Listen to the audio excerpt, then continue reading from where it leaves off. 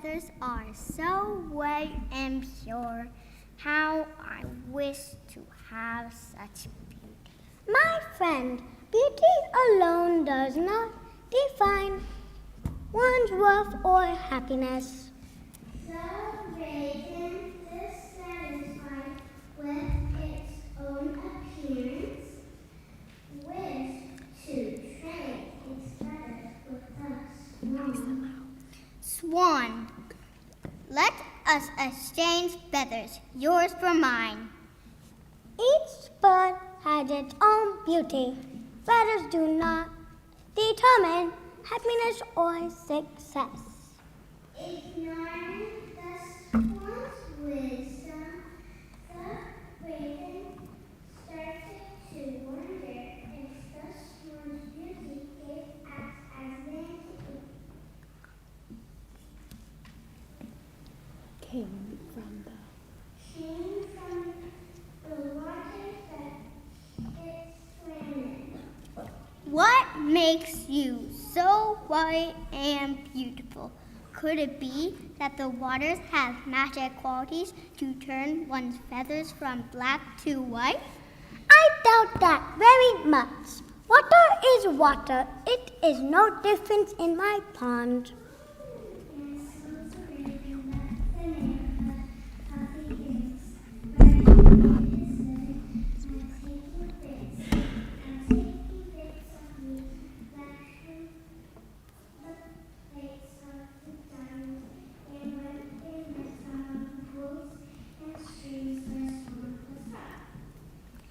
This is perfect. Now I will bathe in these clean waters, and I'm sure it won't be long before my feathers are white. You saw us splashing and moving around quite a bit. Are you sure your plan's gonna work? I'm sure it will work. Look at you, it worked for you. But though he washed and plumed his feathers all day long, almost drowning himself, at it his feathers remained as black as ever. It's not working. How can this be? I am still as black as coal, and all this water hasn't done me any good. I'll keep trying. There he washed and plumed his feathers, but all to no purpose. His plumage remained as black as ever, and before long he perished of want of his usual food.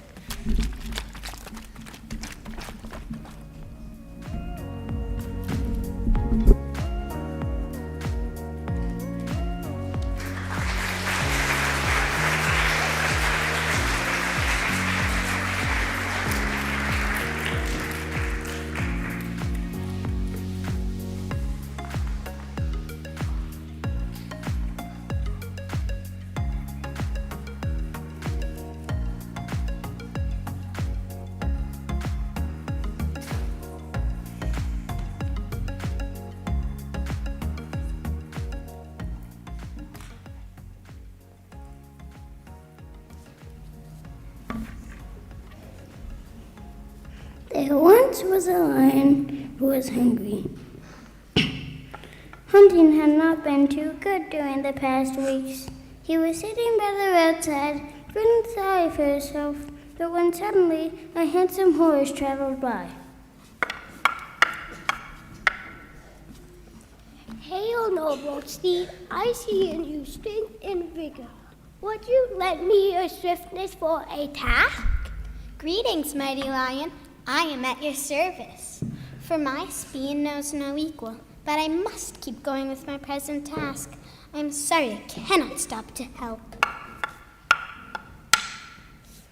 The lion's mouth waters as he thought what a wonderful dinner that horse would make, if only he could catch it. Oh, I simply cannot get the horse off my mind. What a terrific dinner he would make. I wonder how I could catch him. I shall give it some thought. So the lion devised a plan. He let it be known that he became a wonderful doctor who could heal any animal's complaint.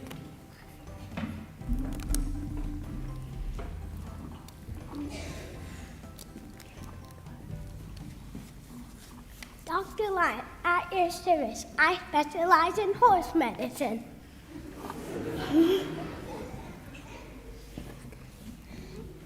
I hear this lion has devised a tall tale. He thinks he's a doctor. I am curious how he would help me if I came to him pretending I had a thorn in my hoof. So the horse made his way to the lion's den, seeking help for the pretend thorn. Nee! Ow, ow, nee! Welcome, horse. I am so glad you came to visit me. I will surely help you. Ha, ha, ha. Horse, would you break one of your hind feet so I can examine it?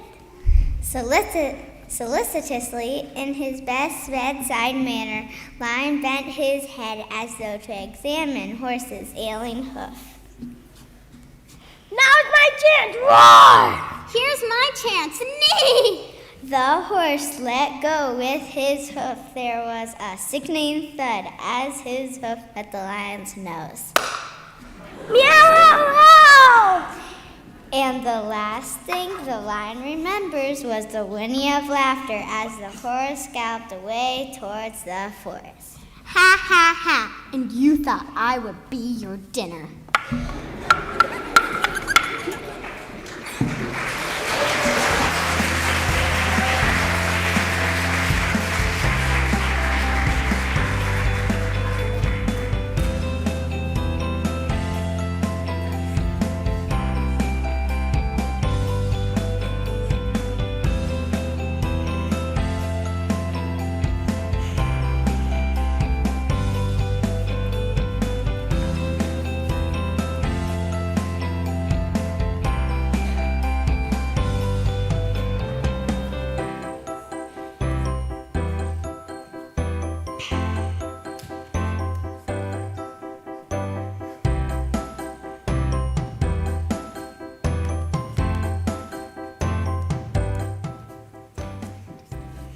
A shepherd boy tended master's sheep near a dark forest not far from the village. It was indeed a lonely spot at the edge of the village. He found his life in the pasture very dull and no companions with whom to pass the long hours of the day. All he could do to amuse himself was talk to his dog or play on his shepherd's pipe. Then he had an idea. Would it be great fun to hoax the villagers by pretending that a wolf was attacking the sheep? Oh my, I can picture the excitement. Wolf, wolf, the wolf is chasing the sheep. Wolf, oh my, I must help the boy and his flock. The villager hurried to the boy's aid with clubs and guns only to find no wolf. Where is the wolf? I am here to help. There is no wolf here, boy. Why did you deceive me? The villager, frustrated, returned to her duty, warning the boy about the seriousness of his actions. She fell for it. This is fun. Days passed, and the mischievous boy, finding the villager's reactions amused, played the same trick again. Wolf, wolf, the wolf is back. Again, I'll go, but I'm not sure I trust this. The villager ran to help him, only to be laughed at again. This is enough. You cannot keep deceiving me. Oh, but you should see the look on your face. It's only a joke. Then one evening, as the sun was setting behind the forest, and the shadows were creeping out over the pasture, a wolf crept from the underbrush and fell upon the sheep. Aha! What a delicious feast set before me tonight. Get out of my way, little shepherd boy.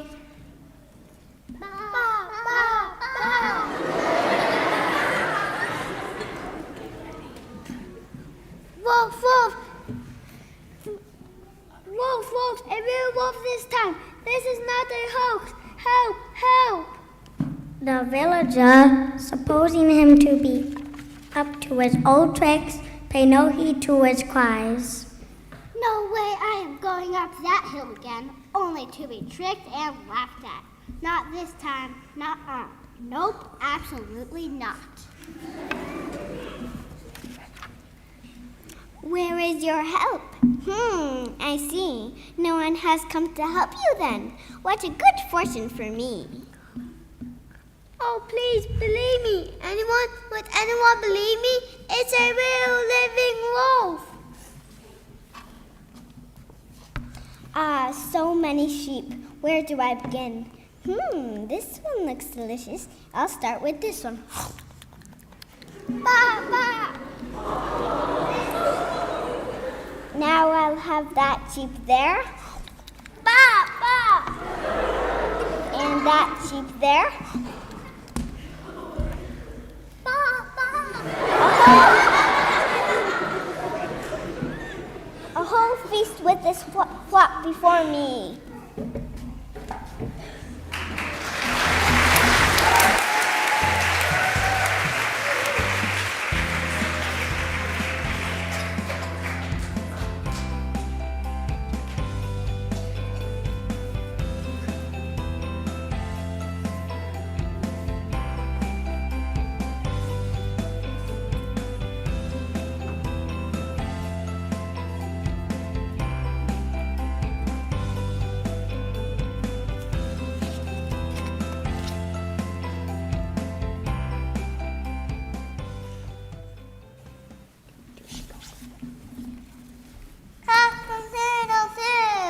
A fox was trotting past a farmyard early one morning when he heard a rooster crowing. Upon investigating, he found the bird was perched in a tall tree far out of reach for anyone who might be entertaining thoughts of having him for breakfast. Why, cousin, what a pleasure it is you see. Won't you come down and let me greet you properly? I would love to, but as you know, there are some animals who would like nothing but to grab me and eat me. Why, my dear cousin, do you mean to say you haven't heard the news? All the animals have agreed to live in peace with one another. While the fox was speaking, the rooster kept craning his neck as if he could see something very interesting in the distance. Naturally, the fox was consumed with curiosity. Cousin, what in the world do you hear there that's so interesting? Nothing much. Just a pack of hounds headed in this direction and coming at a fast clip. The cunning rooster said this so as to trick the fox. There were indeed no hounds approaching, but not being high enough to see, the fox began to tremble in fear of his greatest predators. Please excuse me. I just saw something that I'd forgotten. What's the hurry? I was just coming down for talk. You don't mean to say that you have anything to be afraid of. That's, as you know, about the wonderful peace plan. Well, maybe those hounds haven't heard about it yet.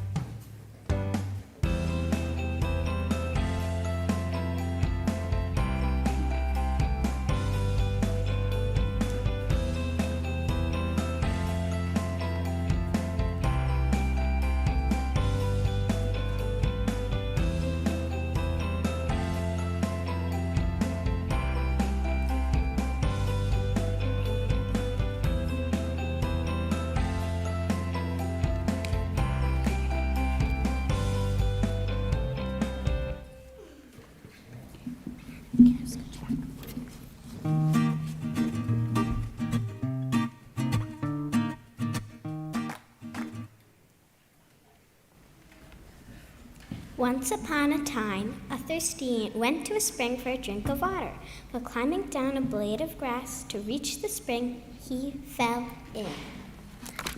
Oh, woe is me! I, an industrious ant, find myself trapped in this treacherous stream. Fear not, friend ant. I shall not stand idly by while you suffer. The dove, moved by compassion, plucked a leaf from a nearby tree and dropped it into the water, creating a makeshift raft for the struggling ant. Gratitude, kind dove, you have saved me from a watery demise. It is but a small deed, dear ant. In times of need, friends should lend a helping wing. The ant, grateful for the dove's assistance, promised to return the favor if ever the opportunity arose. Though small and lowly, my strength is not to be underestimated. If you shall need my help one day, count on me. Your offer warms my heart, noble ant. May our friendship endure like the eternal sky. Time passed, and one day a hunter approached, aiming his bow at the unsuspecting dove. Oh, peril approaches my avian ally. I must act swiftly. The resourceful ant, remembering the promise made by the dove, bit the hunter's foot with all its might. Ow! Blasted! The sharp sting from the earth below! Startled by the pain, the hunter's aim faltered, and the dove, quick and nimble, soared into the safety of the sky. Thank you, dear ant. Your loyalty has spared me from harm.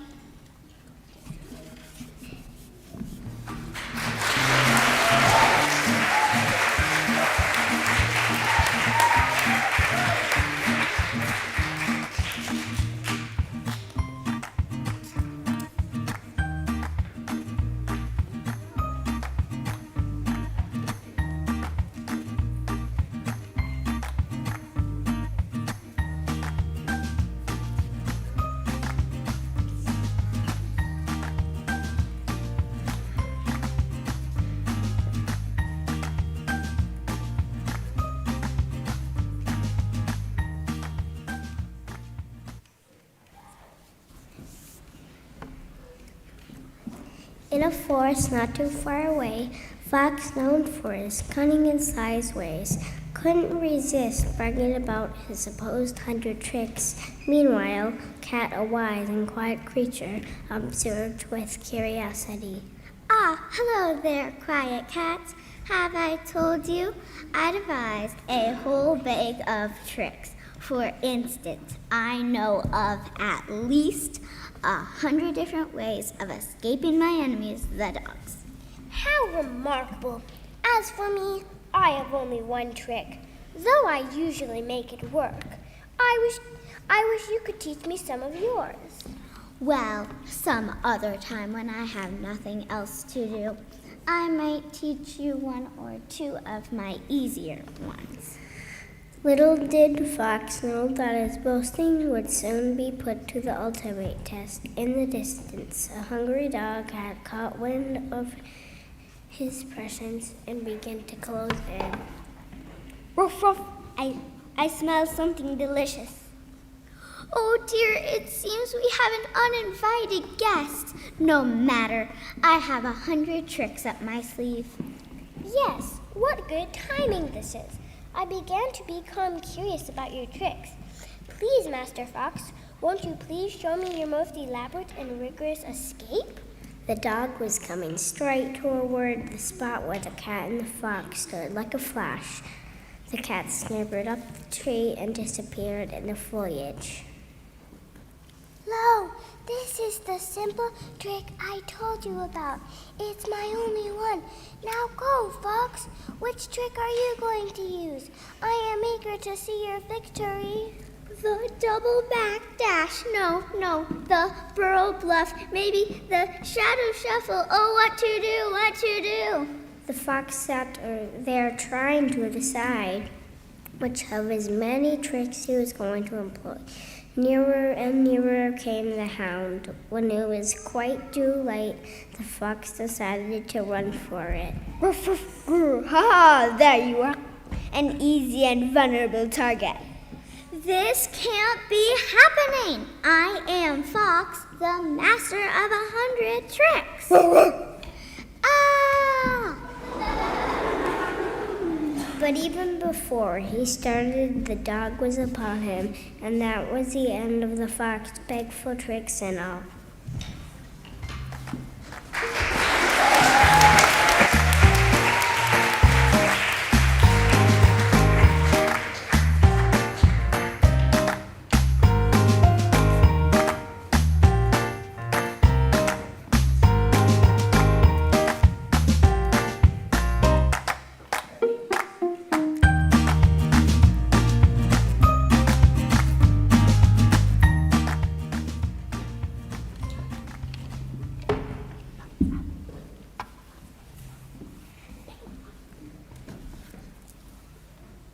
In the ancient record of Fables, a story unfolds, featuring a tortoise and the eagle.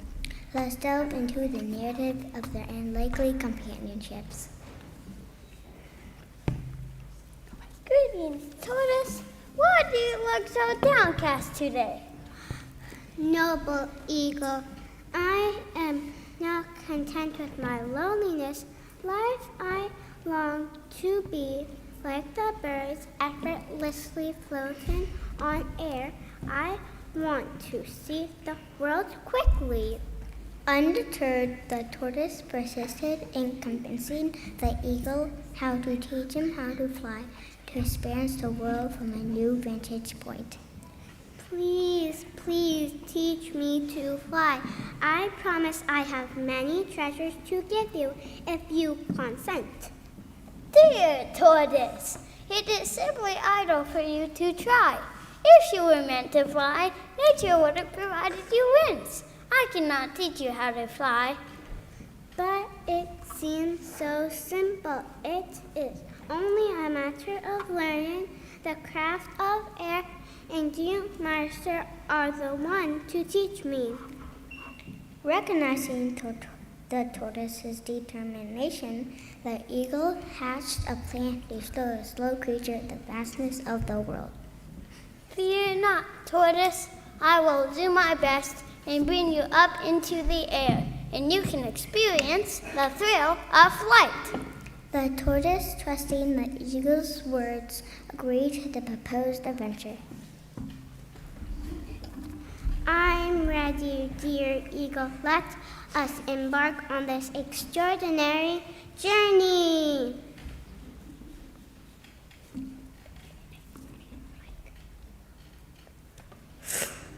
With the tortoise securely held in his talons, the eagle took to the sky, soaring higher and higher. Behold, tortoise, the world below unfolds like a tapestry. Is this not a sight to behold? It is indeed magnificent, but I long for the safety of the earth beneath my feet. The eagle, convinced to teach the tortoise to fly, continued its climb into the air. He loosened his hold upon the now thoroughly frightened tortoise. All right, friend tortoise, here's your chance. Start flying.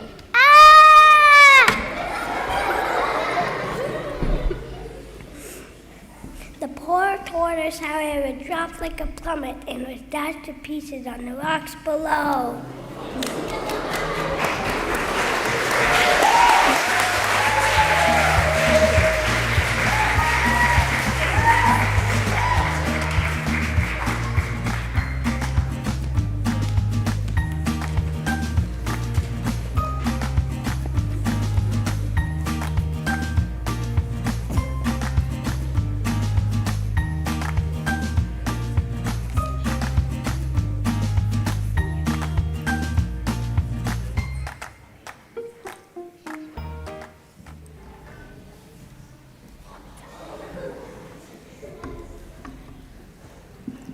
Once upon a time, a dispute arose between the wind and the sun. Each claimed superiority and decided to settle their disagreement through a trial of strength. Look, son, I am mightier than you. With a single breath, I can cause even the most stubborn mortals to yield. No, dear wind, you are mistaken. Your tempest may bend trees and stir seas, but gentleness holds us way far more open. There seemed to be no way to sell their coral, but suddenly they saw a traveler coming down the road. This is our chance to prove who is right. Whichever of us can make that traveler take off her cloak, it shall be stronger.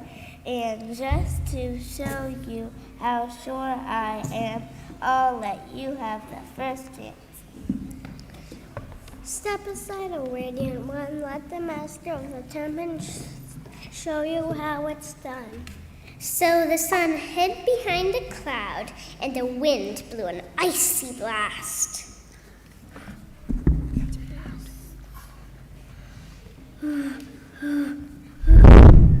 Why do you resist, O mortal? Yield your cloak to my mighty gusts. Why now, all of a sudden, I am feeling rather... Oh my, what a blustery wind that has just picked up. Brrr. The traveler stood firm, resisting the wind's furious efforts. She kept her cloak wrapped tightly around her.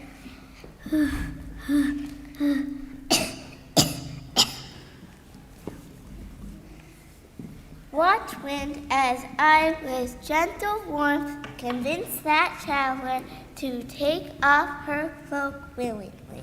The sun's golden beams enveloped the traveler in a benevolent embrace. The sun's rays grew warmer and warmer. Why now, all of a sudden, I am feeling rather toasty. Yes, rather toasty indeed. The traveler took off her cap and mopped her brow. At last, she became so heated that she pulled off her cloak and, to escape the blazing sunshine, threw herself down in the welcome shade of a tree by the roadside.